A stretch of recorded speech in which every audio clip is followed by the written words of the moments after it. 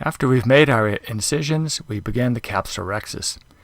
The ideal capsulorhexis is about 5 millimeters in diameter. This will cover the edges of the intraocular lens and help prevent capsular opacification. If you make the capsulorhexis smaller than this, it's really hard for you to get to the nucleus to mobilize the quadrants during phacoemulsification with divide and conquer. And if you make it much wider, you begin to have more difficulty controlling the capsulorhexis, and it's easier to lose the rhexis and create a posterior tear.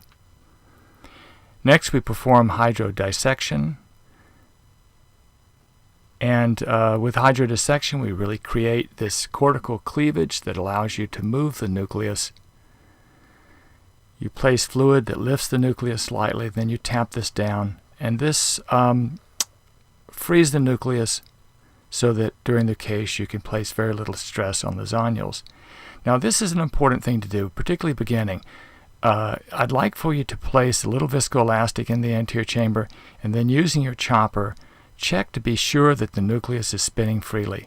Taking that extra moment to do that ensures that you will not be placing a lot of stress on the zonules. If the lens doesn't move freely, then go ahead and continue your hydrodissection.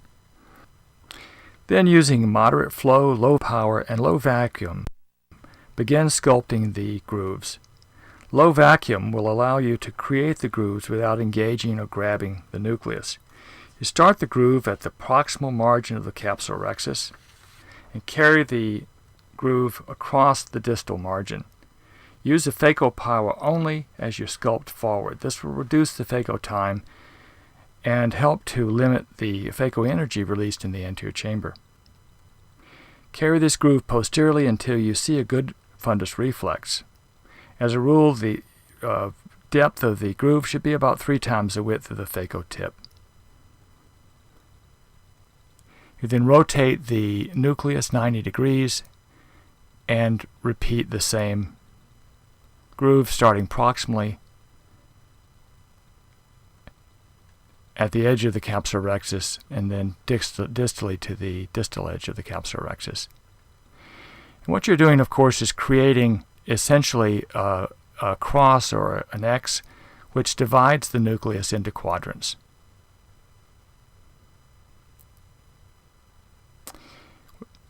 When you make these grooves, be sure to carry the groove all the way across the central part of the X so that you don't leave a big mound of nuclear material right in the center. This makes cracking the nucleus more difficult. Now, the cracking procedure. Put the instruments at the very bottom of the groove and lift up a little bit, and this creates a nice radial crack in the nucleus. So at the very bottom, spread and lift. If you place the instruments too shallow, the crack will not occur. You'll tend to compress the bottom of the nucleus. Now you switch your device to phaco 2, which has higher vacuum, higher flow. But one of the beauties of divide and conquer is that you don't have to use very high vacuums in order to bring the nucleus forward in most instances. And then you take each quadrant out, and you see you have very good stability of the anterior chamber.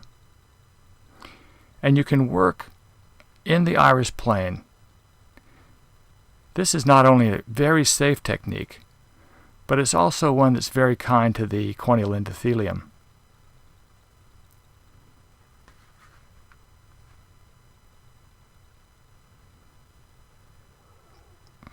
Now, at the end of the case, as you start to emulsify the very last quadrant, I like to switch to phaco 3, and in phaco 3 is basically the epinucleus setting, but it's also a setting where there is less vacuum. There usually is good flow, but less vacuum, and things are just a little bit better controlled at the very end of the case, and this helps you to maintain the chamber at that time when you have very little protection of the posterior capsule.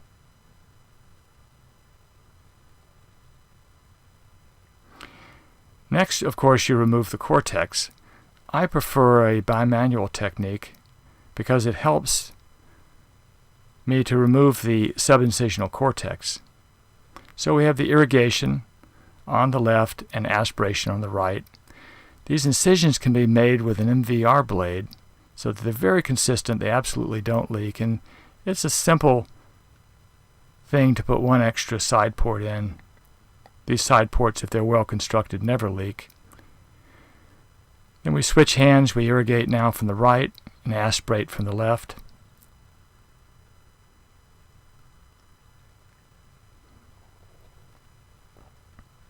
And you have excellent control and visualization of the anterior chamber using this bimanual technique. And as you see, the removal of subincisional cortex is really not an issue at all.